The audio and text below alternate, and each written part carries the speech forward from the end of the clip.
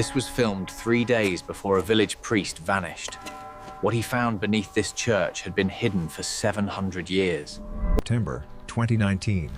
In a small French village, a Catholic priest and amateur historian disappears without a trace.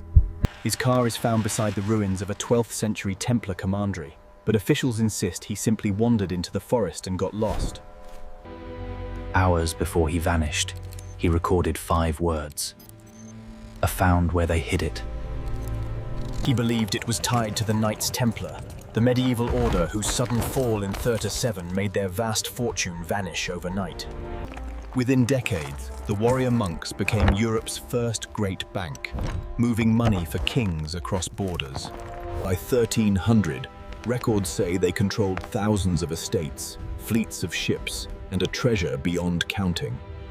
Yet when soldiers stormed their Paris treasury on Friday the 13th, they found almost nothing of that fortune. Years later, their final Grand Master was executed in public after long imprisonment and harsh interrogations. One account claims he whispered a final riddle. The secret is guarded by the sea and the cross. For 7 centuries, hunters have searched coasts and crosses from Scotland to Portugal, chasing whispers of Templar gold. One legend keeps resurfacing in France. A village priest who suddenly became rich after restoring a ruined church. Locals said he found parchments inside a hollow pillar, and afterwards, the hills around his parish swarmed with diggers. The missing priest studied those old records for years, convinced they pointed not elsewhere in France, but back here. Beneath the Templar site near his church, he found a tunnel, a sealed chamber, and a carved cross with numbers. Plotted on a modern map, those numbers point not to France, but to Scotland.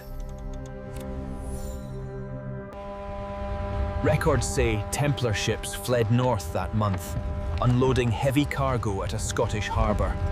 Generations later, a noble family with Templar ties raised a chapel here, small in size but carved like a cathedral. Its walls show faces of forest spirits, strange symbols, and even American plants, carved long before Columbus. Ground scans hint at hidden vaults beneath this chapel, and one account claims a glimpse of a room full of metal. But this trail has a third stop, far from Scotland, in a fortress complex high above a Portuguese town. Here, the order was never truly dissolved. It simply changed its name and kept its lands, secrets, and symbols. From this house, the Renain Order funded voyages that redrew the world, sailing under familiar crosses on their masts. Recently, restoration crews beneath this fortress reported a blocked passage and a perfectly sealed stone wall they had never seen on any plan. A quick scan against that wall showed a hollow space beyond, and readings consistent with concentrated metal inside. One theory suggests the missing hoard was not just gold, but something far more dangerous to lose, or to reveal. For roughly 2 centuries, Knights of the Order lived in Jerusalem and quietly dug beneath the Temple Mount itself. Medieval writers believed they were searching for the treasures of Solomon's Temple, described in scripture but never seen again. Later excavations found medieval artifacts and crosses in deep cisterns beneath the mount, proving the order was tunneling there. One theory suggests their most explosive find was not gold or relics, but writings that challenged the church's story of itself. And that trail leads to the most guarded library on Earth, hidden beneath the heart of Vatican City. 53 miles of shelves, over 1 million documents, and only a fraction is ever open to outside scholars. In a misfiled dossier, one Vatican historian found a parchment from 1308 that changed the story of the order.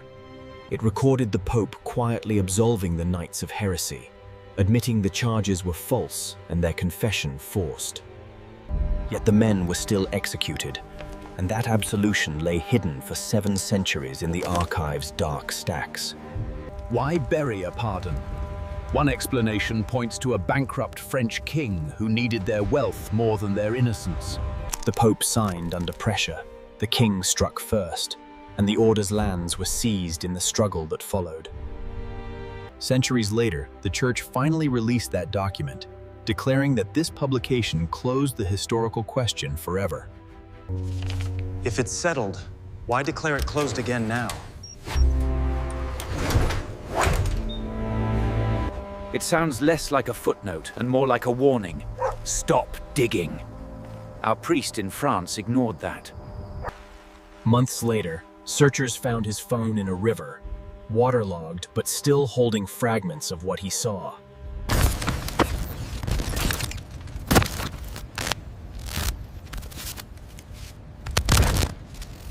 Lead seals were used for only the most serious things. Papal bulls, royal decrees, guarded relics. On the chest, a Latin line read, "The truth will free you after it breaks you." In his notes, he wrote that the chest was locked, but he knew where the key lay. Put together, France, Scotland, and Portugal form 3 points of one design, a treasure deliberately split.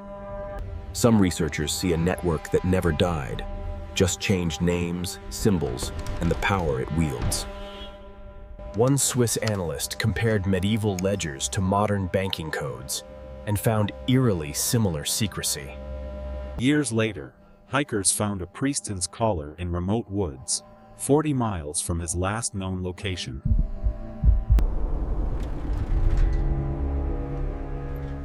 Beside it stands a ruined hill fortress. Long after the trials and executions, the church quietly renamed its archives and promised a new era of access and transparency. Cameras showed bright reading rooms and smiling researchers, but not the doors that stay locked behind them. Some sections on the medieval order remain closed, filed under a vague phrase, ongoing theological review. If the order fell in the 1500s and its leaders died long ago, what exactly is left to review now? A sealed chamber in France, a buried vault in Scotland, a blocked room in Portugal. Here, that file stays open. When anything shifts at any of those doors, we'll be here to follow it. If you want to be there the day one of those doors finally opens, stay with Obsidian Archives. While we wait on those 4 doors, other files in this archive are already glowing, waiting to be opened next. One thread runs through another French hilltop church, a priest's sudden wealth, and rumors of a very old map. That file follows a different priest, a hollow altar, and gold that seemed to appear from nowhere, then vanish again.